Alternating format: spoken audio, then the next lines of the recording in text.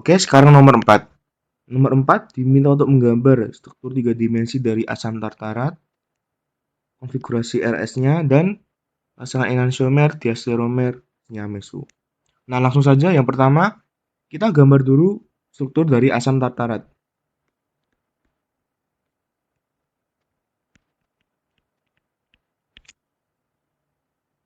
Strukturnya itu 1, 2, 3, 4, 5.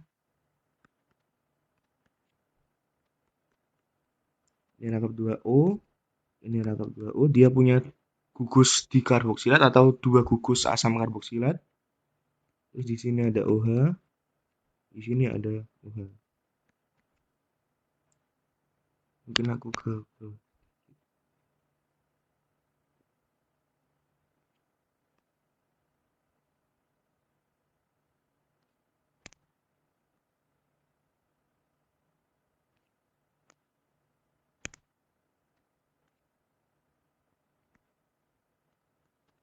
Nah, untuk struktur asam tartarat itu pada umumnya seperti ini.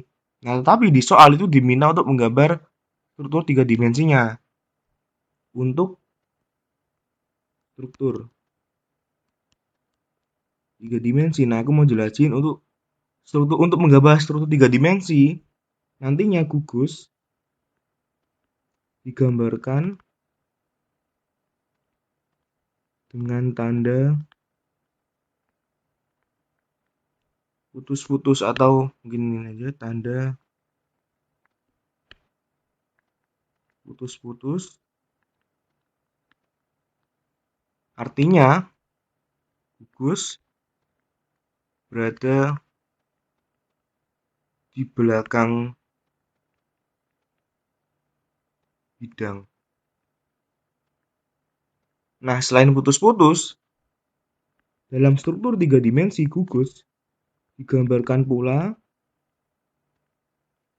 dengan tanda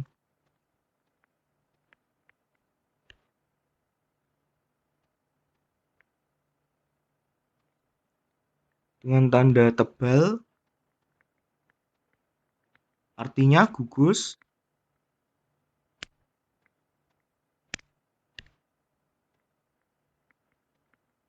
berada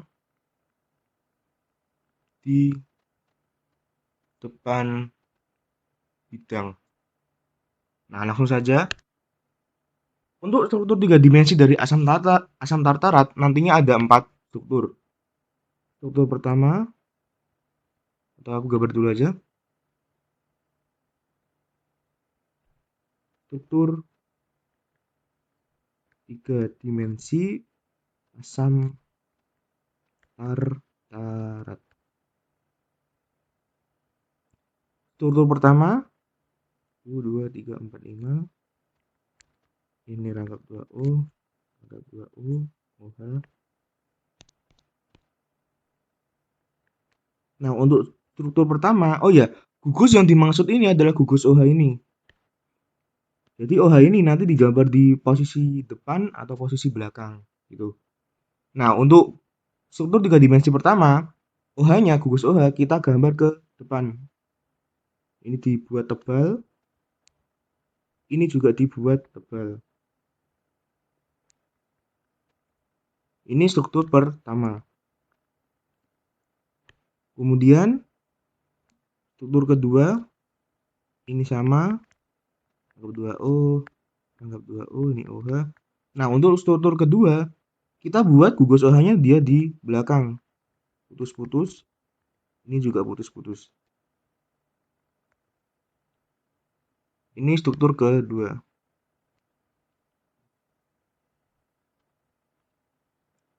Struktur berikutnya atau struktur ketiga,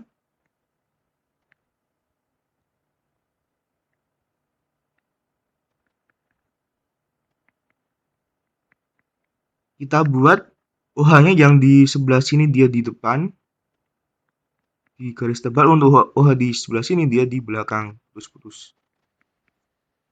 Ini struktur ketiga.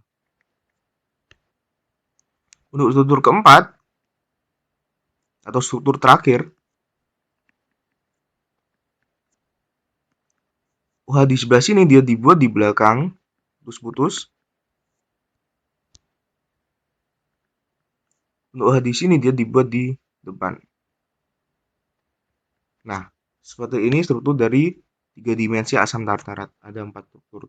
Nah, kita udah dapat yang diminta soal pertama. Setelah itu kita buat konfigurasi R atau S. Nah, aku mau jelasin konfigurasi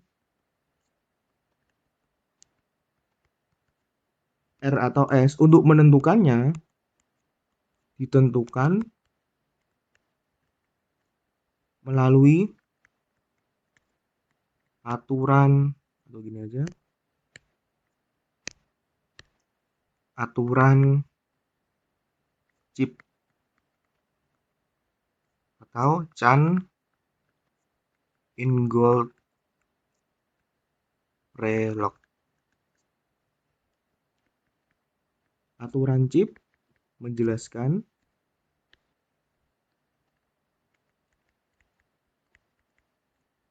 bahwa prioritas suatu gugus ditentukan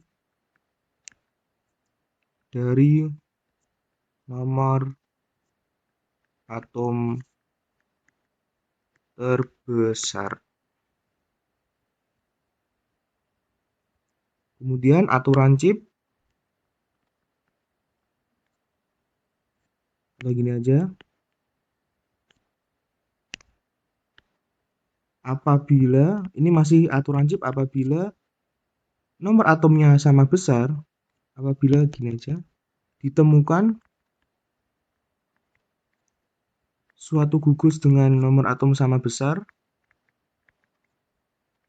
dengan nomor atom sama besar, maka lihat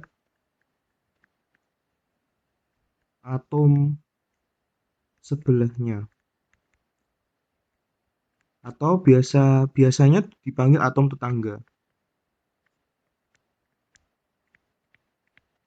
yang memiliki sama, yaitu nomor atom terbesar.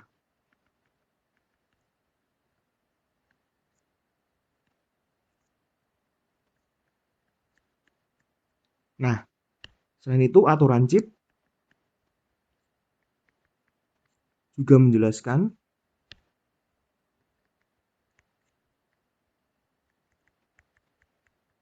perputaran.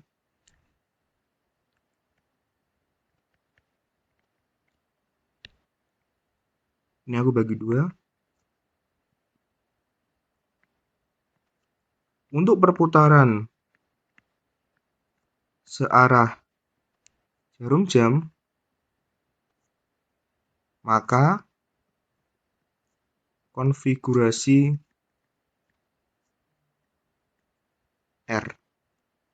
Untuk perputaran berlawanan arah jarum jam, maka S. Jadi aku mau melengkapi yang ini. Ini perputaran searah jarum jam, maka R. Nah, seperti ini. Untuk yang terakhir, aturan chip terakhir,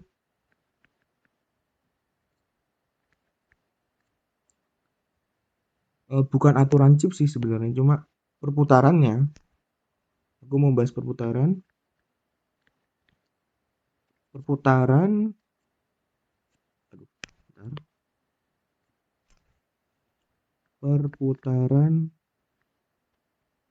dan prioritas. Apabila dijumpai prioritas terakhir adalah atom hidrogen,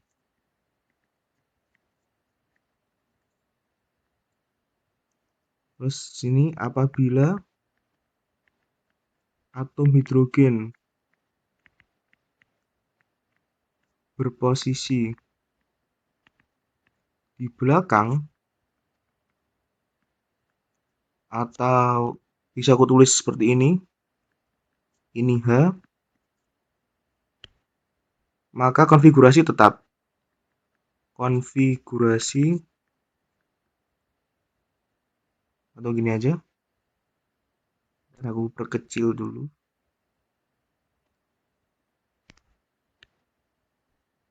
Atom hidrogen berposisi di belakang, maka bisa aku tulis seperti ini, putus-putus, terus ini H. Nah, ini config, aku tulis config, maksudnya itu konfigurasinya itu tetap. Maksud dari tetap itu R ya tetap R, untuk S dia tetap S. Nah, terus apabila atom hidrogen berposisi di depan, atau aduh, benar, atau bisa aku tulis seperti ini.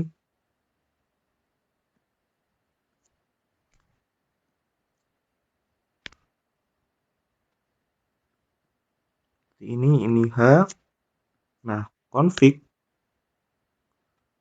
konfigurasi balik. Maksudnya yang awalnya itu R, karena dia ditemukan atom hidrogen berposisi di depan, maka yang awalnya R dia jadi S. Untuk yang awalnya S dia jadi R, seperti itu. Oke, langsung ke yang diminta soal aja, yaitu struktur dari 3 dimensi asam tartarat. Ini. Nah, untuk menentukan konfigurasi, kita perlu menggambar struktur dari 3 dimensi asam tartarat dulu. Nah, untuk konfigurasinya kita hanya fokus ke dua struktur ini, struktur 1 dan struktur 2. Untuk 3 dan 4 ini kita abaikan dulu, karena kita hanya fokus ke 1, 2. Kita tuh sebenarnya itu cuma butuh konfigurasi ini. Ini aku nomorin ya. Ini dia kan nomor 1, 2, ini 3, ini 4. Begitu juga dengan struktur nomor 2. Nah, kita itu hanya fokus ke struktur 2 ini dan maksudku penomoran nomor 2 ini dan penomoran nomor 3 ini. Begitu juga dengan ini 2, 3. Nah, untuk penomoran 2 pada struktur pertama, itu kan dia OH-nya berada di posisi depan ini. Untuk yang penomoran nomor 2 pada struktur nomor 2, dia kan OH-nya di belakang. Ya udah, kita hanya fokus ke depan sama belakang OH itu. Untuk struktur 3 dan 4, dia kan menyesuaikan. Ini kan sama kayak nomor 1. Ini juga sama kayak struktur nomor 2. Jadi, kita hanya fokus ke struktur 1 sama 2 aja. Yang 3 sama 4 kita abaikan. Nah, begitu juga dengan struktur nomor 3. Untuk struktur nomor 3 untuk penomoran nomor 3 pada struktur pertama, bisa dilihat bahwa ini dia OH-nya di depan. Untuk penomoran nomor 3 pada struktur nomor 2, dia OH-nya di belakang. Nah, struktur nomor 1 ini dia sama kayak nomor 3 di struktur nomor 3. Sama. Pokoknya kita hanya fokus ke konfigurasi pada struktur nomor 1 dan struktur nomor 2. Dengan berfokus pada penomoran nomor 2 dan nomor 3-nya. Gitu. Nah, aku langsung saja untuk struktur pertama.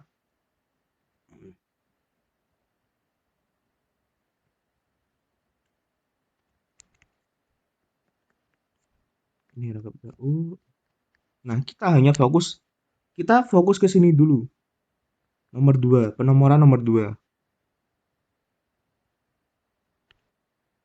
Nah, bisa dilihat bahwa dia di nomor 2 ini OH-nya di depan atau di garis tebal. Ya udah.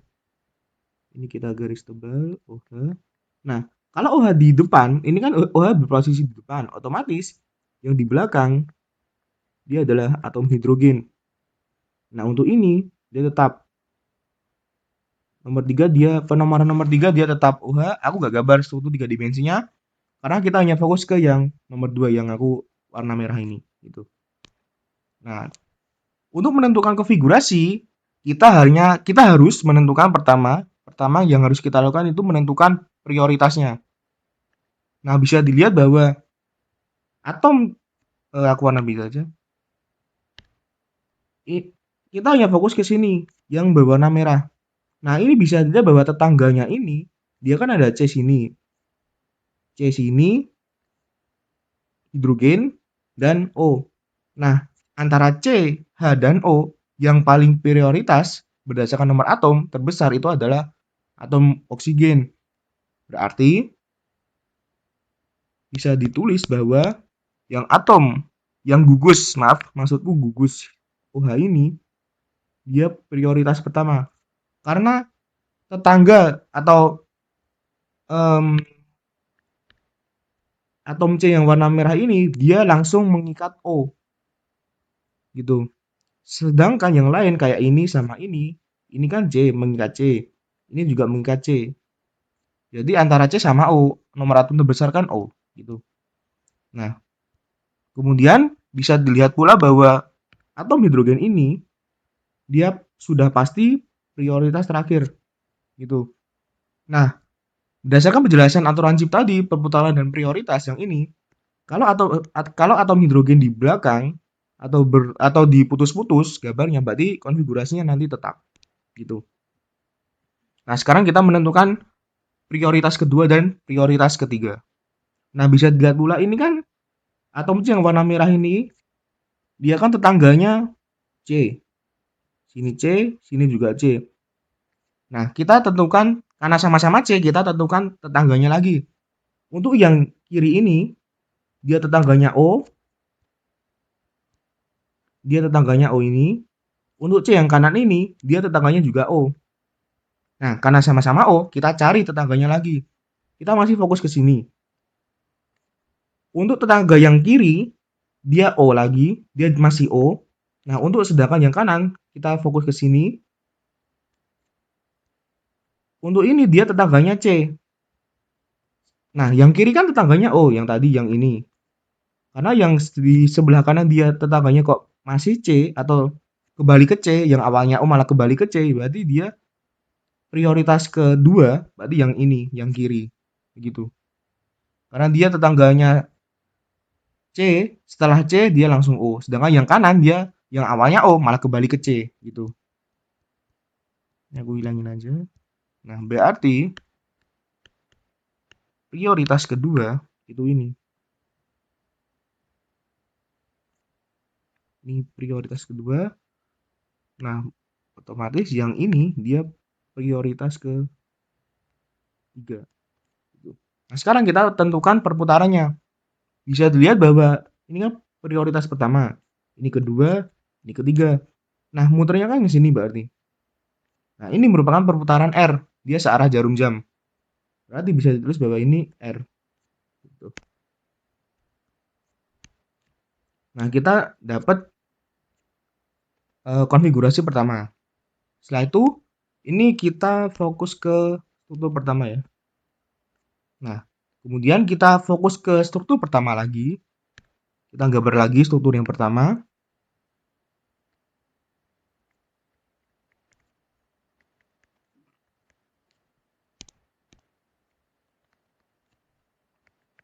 Nah, tapi sekarang kita fokus ke ini hijau aja. Nah, kita sekarang fokus ke sini. Yang tadi kan kita ke sini fokusnya. Nah, sekarang kita di sebelahnya gitu.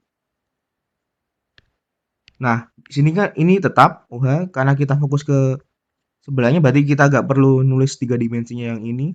Nah, untuk yang atom hijau ini bisa dilihat bahwa dia ini, kita fokus ke struktur pertama ya.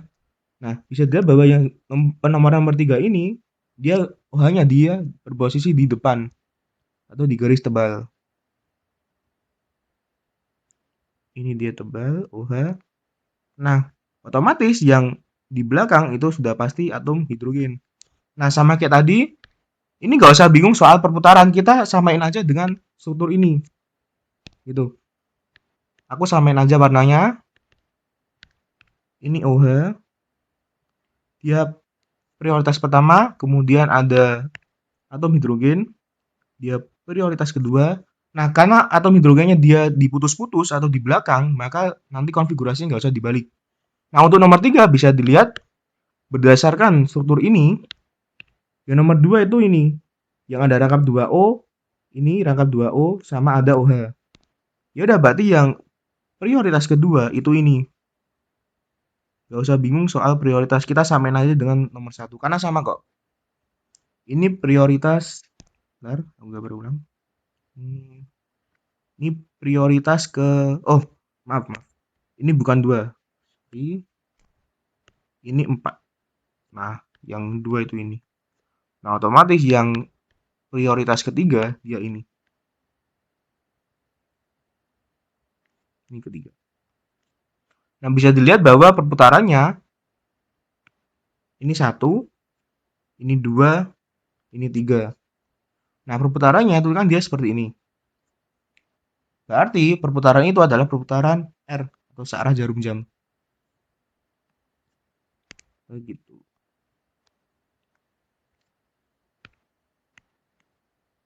Nah, kita dapat ini struktur pertama, masih struktur pertama.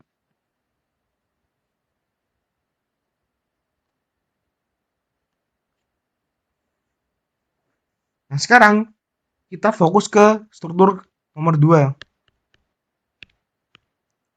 Struktur kedua, kita nggak berulang.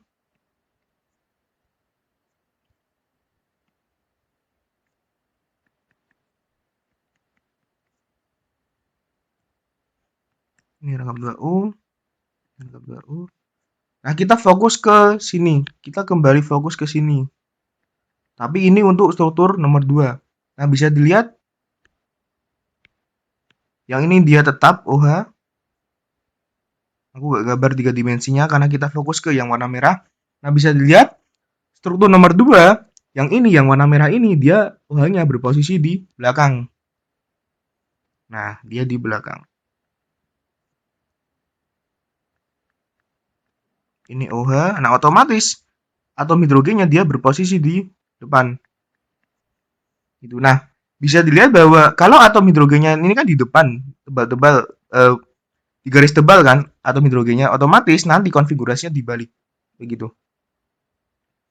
Nah, untuk prioritasnya samain kayak tadi, yang struktur pertama, gak usah bingung. Ini atom hidrogen, dia pasti di nomor 4, prioritas paling akhir. Kemudian ada gugus OH, dia prioritas pertama. Nah, untuk prioritas kedua, berdasarkan yang nomor 1 ini, kita fokus ke sini, gak usah bingung.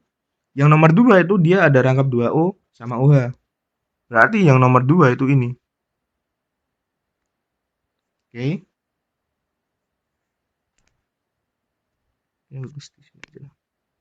Ini ke. Nah, untuk nomor 3 otomatis ke yang ini.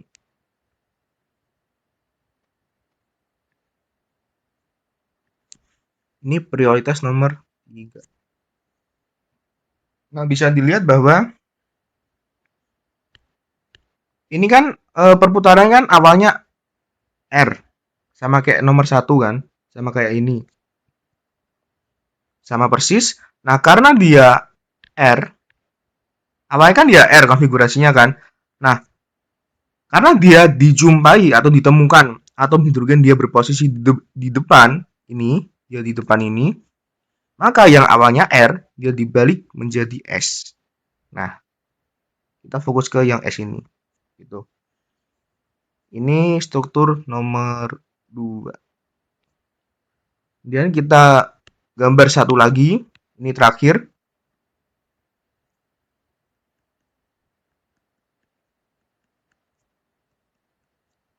Nah, sekarang kita fokus ke sini. Ini dia tetap.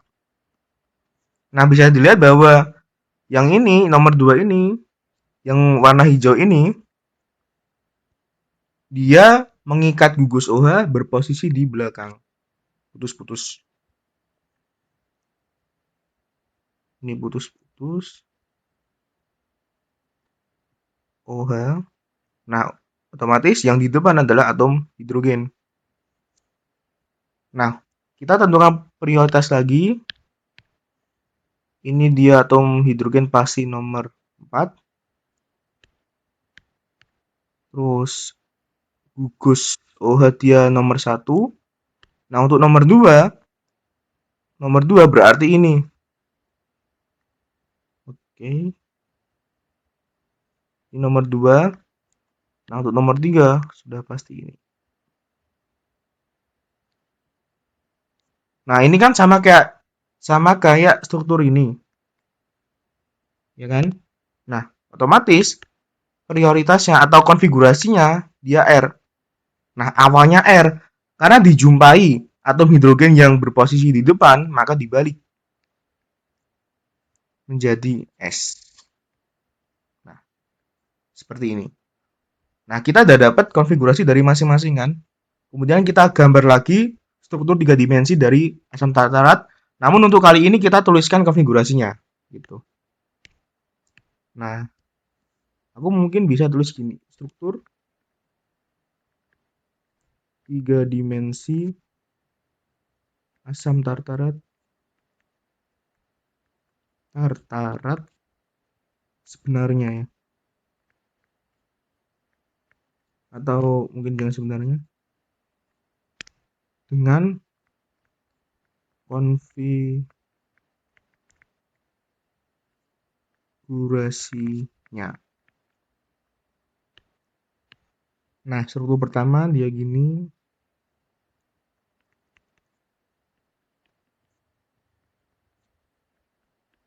Ini dia di depan OH.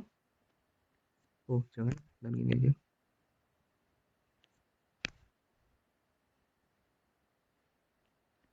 Nah, ini dia OH-nya di depan semua. Nah, untuk struktur pertama ini adalah struktur pertama. Nah, kita hanya fokus ke sini aja. Kita hanya fokus ke sini, ini penomoran nomor 2 dan ke sini, ini penomoran nomor 3. Nah, untuk penomoran nomor 2 gini aja. Untuk penomoran nomor 2 kita fokus ke sini ya. Kan sama. Berarti yang penomoran nomor 2 dia konfigurasinya R. Bisa juga ditulis seperti ini. Berarti 2R, 3. Nah, untuk yang nomor 3, penomoran nomor 3 dia R juga ini. Dia berarti 3R. Sekarang struktur kedua.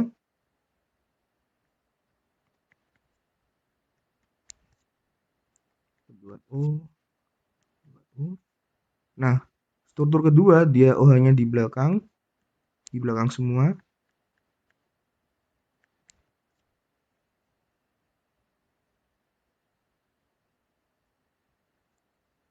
Sama kayak tadi kita fokus ke sini 2 dan fokus ke sini 3. Nah, untuk nomor 2, penomoran nomor 2 berarti 2. Bisa dilihat kita fokus ke sini. Maaf. Oh iya bener ya. Dia kan OH-nya di belakang ya. Nah, berarti ini 2S.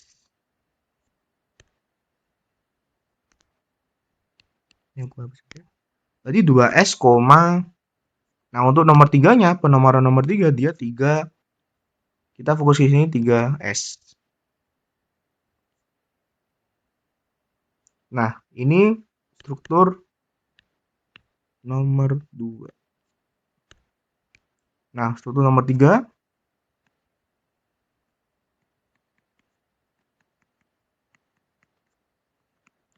Wah, di sebelah sini dia di depan.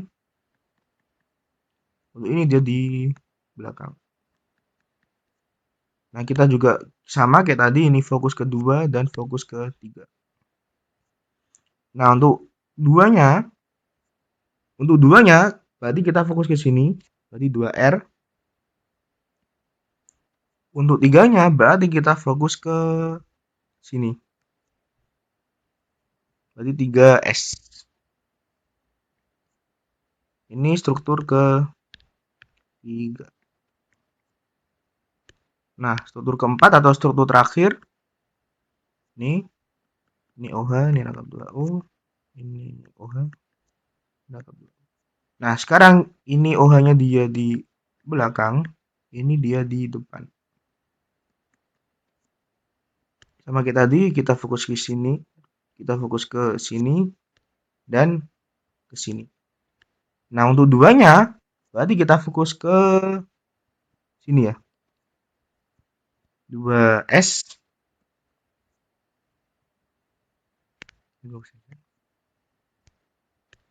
Ini koma, koma. Nah, untuk tiganya, berarti kita fokus ke sini ya. Pokoknya kan dia di depan kan ini. Berarti ketiga R. Nah, kita dapat struktur 3 dimensinya dan konfigurasinya. Nah, untuk permintaan soal terakhir, dia diminta yaitu pasangan enantiomer, diastereomer, atau senyawa meso. Nah, aku mau jelasin masing-masing dulu. Aku mau nambah slide lagi. Aku mau jelasin pertama itu enantiomer. Enantiomer secara sederhana itu bisa dibilang yaitu saling bercermin. Maksudnya itu misal ada ini aku bahas konfigurasinya ya. Konfigurasi R dengan S. Ini kan dia bercermin kan? Yang awalnya R, bukan yang awalnya sih. Ini dia tuh dua struktur ya sebenarnya ya. Ini tuh sebenarnya dua struktur. Nah, dua struktur yang sama. Dua struktur yang sama. Nah, misal ya, struktur pertama dia R. Struktur kedua dia S. Tapi strukturnya itu sama. Nah, itu disebut enantiomer. Nah, untuk diastereomer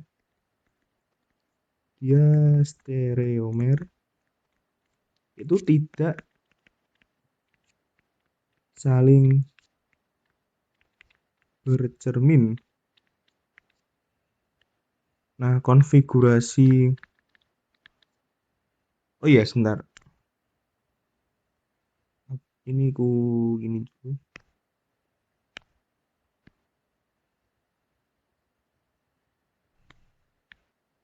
Ini dulu. Nah, untuk enantiomer dia selain konfigurasi R dengan S juga bisa konfigurasi S dengan R. Pokoknya dibalik gitu loh. Nah, syaratnya itu harus ini. Aku hapus ini, hapus saja. Nah, syaratnya itu harus dua struktur yang sama persis. Nah, ini ya. Nah, sekarang diastereomer itu konfigurasi R dengan R, kemudian konfigurasi S dengan S. Syaratnya sama, dua struktur yang sama persis. Nah, untuk yang terakhir yaitu senyawa meso.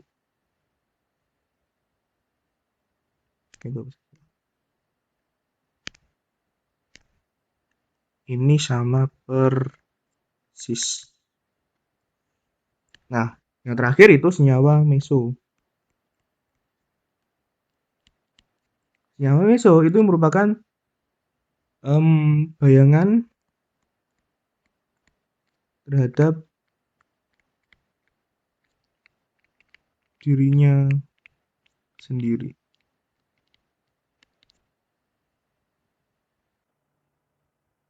Nah, sekarang kita fokus ke struktur 3 dimensi asam tartarat. Nah, aku langsung saja lah.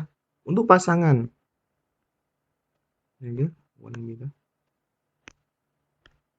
Pasangan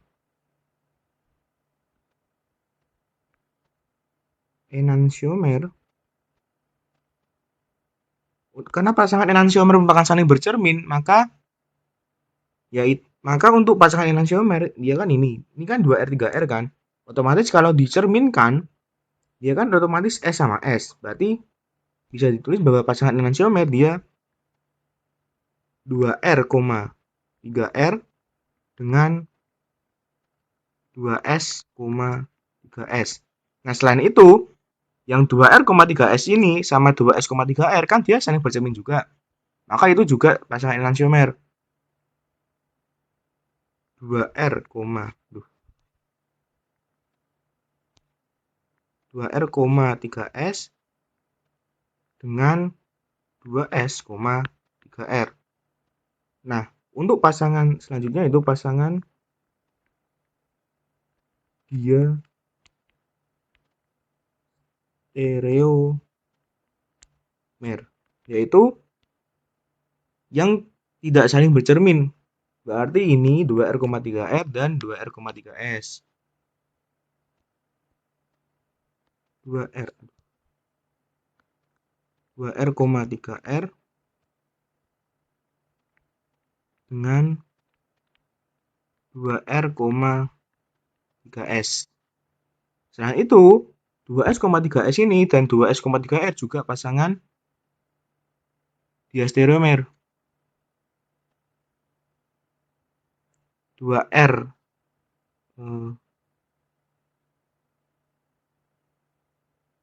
sebentar. Yang ini 2R, 3R dengan ini kan 2R, 3 yang sebelumnya kan ini 2R, 3R sama 2R, 3S. Ini kan. Nah, selain itu 2R, 3R dengan 2S, 3R juga diastereomer. Dengan 2S, 3R. Nah, oke. Selanjutnya, untuk 2S, 3S dengan 2R, 3S dia juga diastereomer.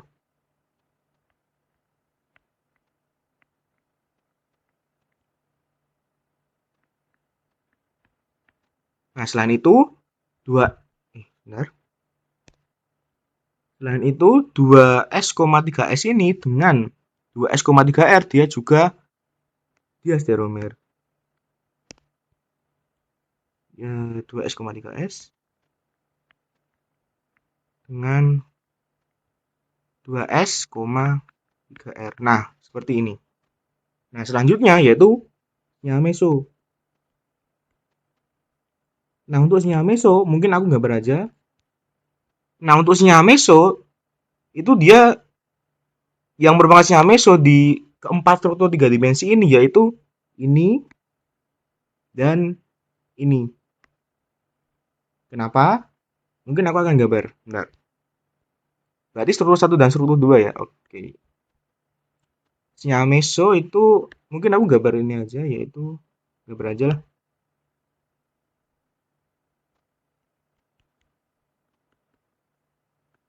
Ini struktur pertama.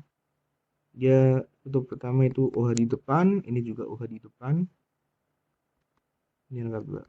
Ini struktur pertama. Nah, untuk senyawa meso kita hanya fokus ke sini. Ini kita ibaratkan cermin ya. Ini kita ibaratkan cermin, kita belah di tengah ini. Nah, bisa dilihat bahwa keduanya ini kalau kita ibaratnya cermin, ini kan sama. Ini sama. Bentar. Ini kan dia sama. Ini sama ini. Dia kan sama persis kan? Ibaratnya cerminannya kan?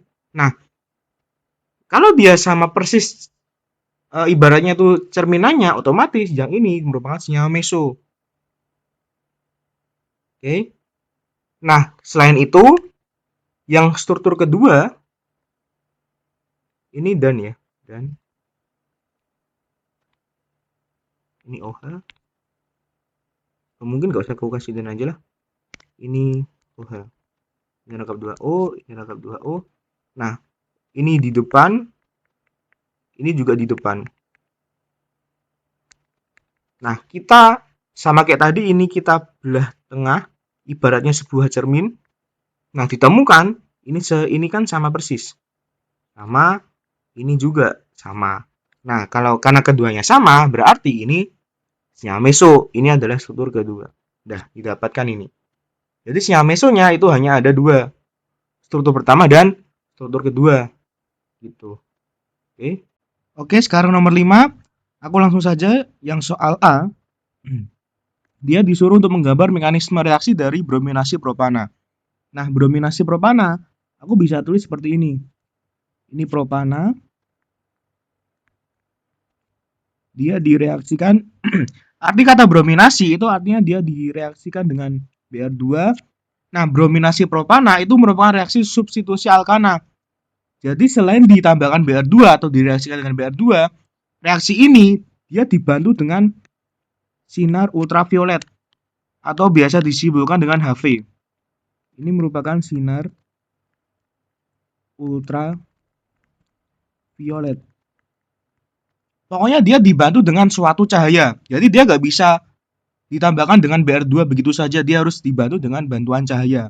Bisa pakai ultraviolet atau mungkin cahaya yang lain gitu. Nah ini itu hasilnya. Nah reaksi brominasi propana, aku mungkin nulis catatan sedikit. Brominasi propana atau dalam kurung itu substitusi, merupakan reaksi substitusi alkana tergolong dalam reaksi radikal. Nah, reaksi radikal sendiri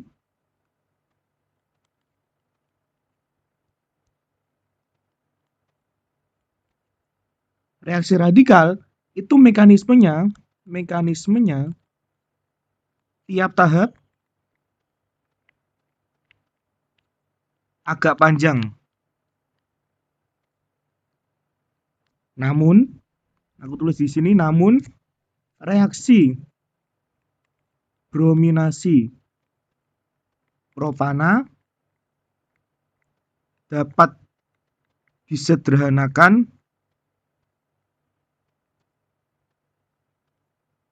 sebagai berikut. Nah, kita tulis propana dulu. Propana. Ini adalah propana. Nah, senyawa propana ini kita asumsikan tiap atom karbonnya, ini kan atom karbon dari propana kan ada 3 kan? Di sini, dan di sini. Nah, itu kita anggap atau kita asumsikan itu ada radikal. Oke, kita asumsikan ketiga karbon ini ada radikal. Nah, sekarang kita fokus ke sini. Untuk atom radikal ini, aku warna beda aja. Untuk atom radikal ini dan ini itu kan sama. Atom karbonnya kan sama kan. Jadi kita hanya fokus salah satu aja. Kita fokus ke sini aja. Oke. Nah, sekarang kita gambar lagi. Nah, kita gambar lagi. Aku mungkin ini aja. U2. Nah, kita fokus ke sini dan di sini. Nah, untuk atom karbon, aku mungkin nomori aja ya. Ini nomor 1, 2, 3. Nah, untuk atom karbon nomor 1, kita fokus ke sini dulu. Ini adalah radikal primer. Kenapa kok radikal primer? Karena dia tangannya hanya satu. Dia tangannya hanya ini. Oke. Nah, untuk yang nomor 2, aku mungkin warnanya beda. Yang ini, radikal nomor 2,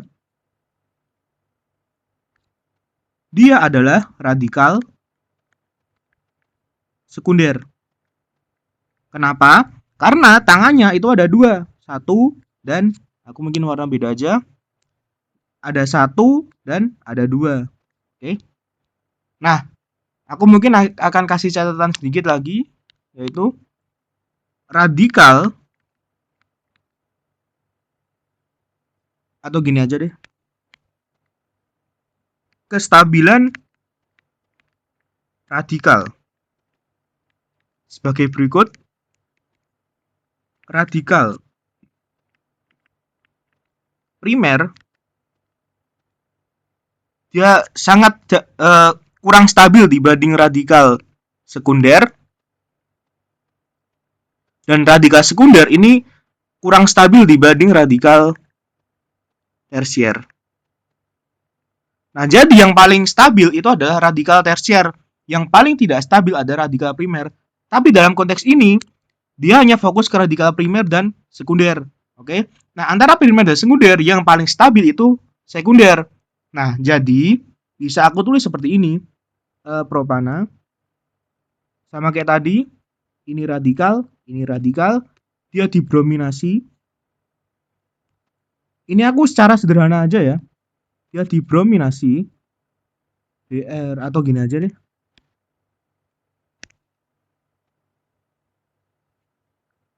Di Br. Ini adalah Br2 ya.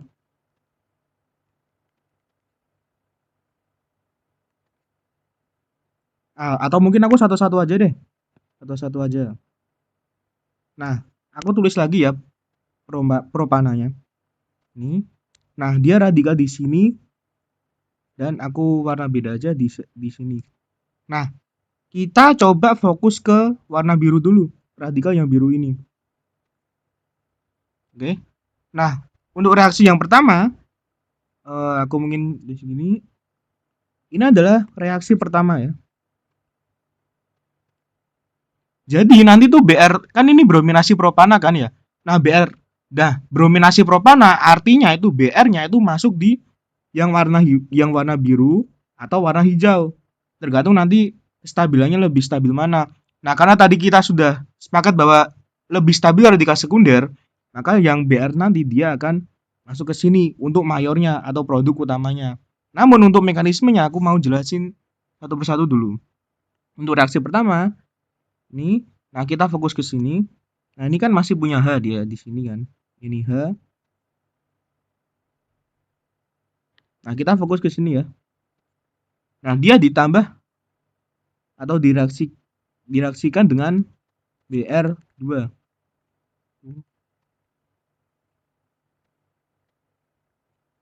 Oke. Nah, karena ini radikal, ini secara sederhananya aja ya. Karena dia radikal, Br ini dia nyerang radikal ini. Nah, kemudian yang Br satunya dia nyerang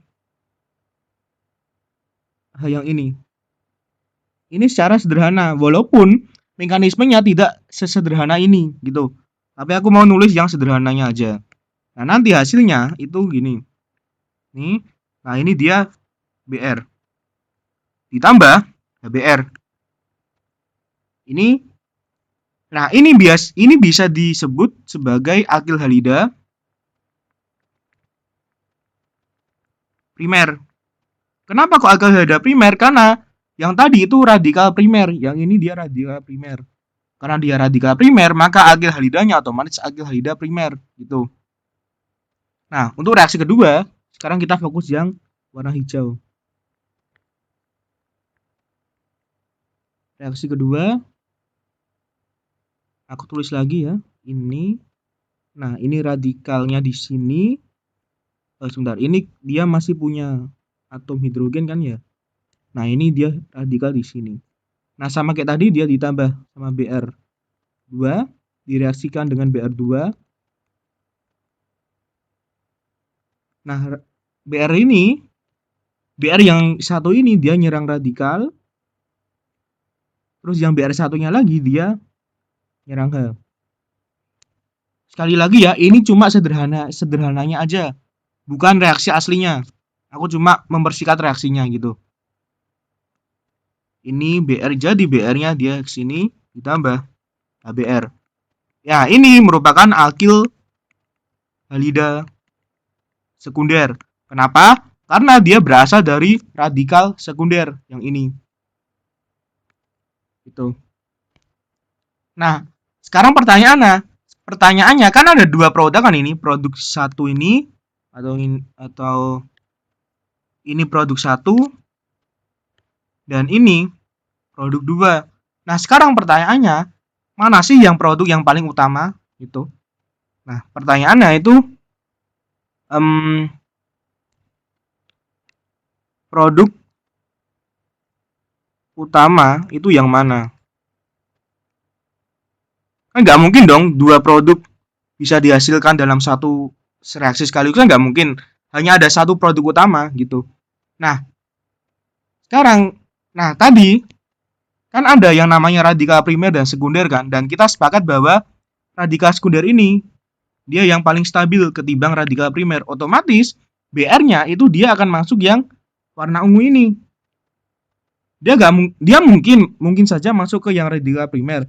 Cuma dia kurang stabil. Nah, dia lebih stabil, dia mau stabil itu kalau dia masuk ke yang radikal sekunder ini. Jadi bisa dikatakan bahwa produk yang warna hijau ini dia adalah produk mayor. Nah, sedangkan yang warna biru ini dia produk minor. Nah, berarti kita dapat yang jawaban yang A. Mungkin aku akan tulis ulang ya. Ya di sini. Oke. Aku tulis ulang. Mungkin aku tambah slide lagi aja lah. Ini.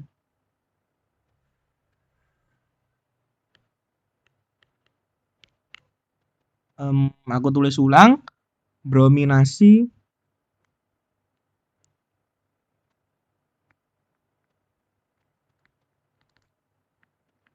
propana. Aku tulis ulang ini adalah propana. Dia direaksikan dengan Br2 dengan bantuan Hv, atau aku tulis ulang mungkin ini adalah sinar. Atau mungkin aku tulis saja ini energi lah. Energi atau cahaya sama aja kok. Nah, dia menghasilkan dua produk, yaitu produk pertama ini Br. Nah, ini namanya 1 bromo propana. Nah, ini berdasarkan tadi ini adalah produk minor. Oke. Ini adalah produk, atau aku mengintip saja, yaitu minor. Nah, selain ini dia juga dihasilkan produk ini. Ini namanya ini adalah 2 bromo propana. Ini adalah produk mayor. Nah, untuk HBr ini sama ini dia gak ditulis itu gak apa-apa gitu. Karena dia ibaratnya produk sampah, produk sisa gitu. Nah, produk utamanya tuh dua ini. Nah, kalau misal dibuat persentase, produk mayornya itu sekitar, ini aku kasar aja ya. Walaupun nggak sebenarnya itu paling ini 70%, ini 30%.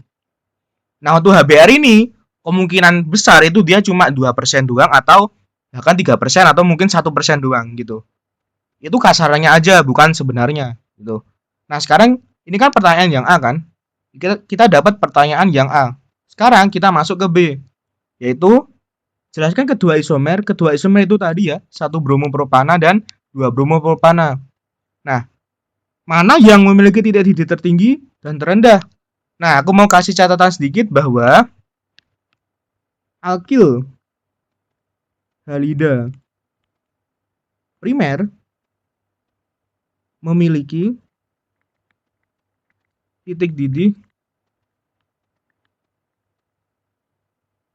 lebih tinggi, atau mungkin aku buat gini aja deh.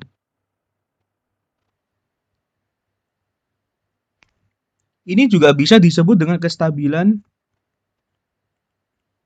alkil halida. Nah, kestabilannya itu seperti ini. Dia primer, itu dia kurang stabil dibanding sekunder. Dia sekunder kurang stabil dibanding tersier. Sama kayak tadi, kestabilan radikal. Sama kayak ini. Sama persis. Nah, kestabilan ini dia mempengaruhi sama titik didih. Aku tulis gini aja. Bentar. Semakin stabil semakin stabil alkil halida, maka semakin kecil titik didihnya. Ini mungkin sedikit catatan atau mungkin sedikit hafalan juga. Nah, berarti bisa disimpulkan bahwa produk tadi 1 bromopropana 1 bromopropana itu kan dia alkil halida. Aku tulis di sini aja ya. Dia kan alkil halida aku tulis aja. Ini adalah alkil halida primer. Nah, memiliki titik didih lebih tinggi daripada 2 bromopropana. Yang dimana 2 bromopropana merupakan alkil halida sekunder.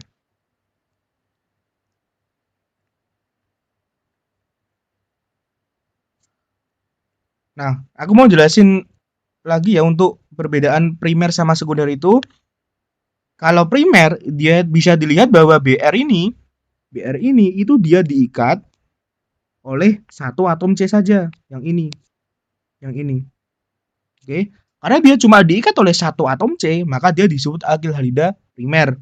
Sedangkan yang 2 bromopropana BR ini dia diikat oleh 2 atom C, ini sama ini. Gitu. Kalau semisal dia diikat oleh 3 atom C, berarti alkil halida tersier. Gitu. Oke, mungkin ini saja ya.